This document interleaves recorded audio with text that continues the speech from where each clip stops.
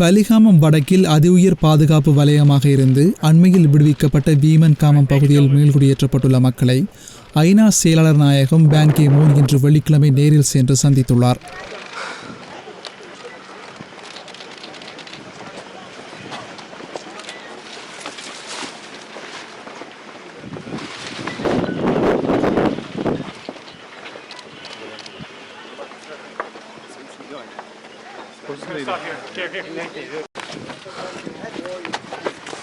இலங்கைக்கு விஜயம் செய்த ஐநா செயலாளர் நாயகம் பான் கி மூன் இன்று வடமாகாணத்திற்கான விஜயத்தினை மேற்கொண்ட போது விடுவிக்கப்பட்ட குறித்த பகுதிக்கு சென்றுள்ளார். இங்குள்ள மக்கள் கடந்த ஒரு வருடத்திற்கு முன்னர் இவ்விடத்தில் மீள்குடியேற்றப்பட்டுள்ளனர். அங்கு சென்று ஐநா செயலாளர் அரசாங்கத்தினால் அமைக்கப்பட்டு வரும் வீட்டு திட்டத்தினை பார்வையிட்டதுடன் அங்குள்ள மக்களுடன் உரையாடி அவர்களின் பிரச்சினைகளை கேட்டறிந்து கொண்டார்.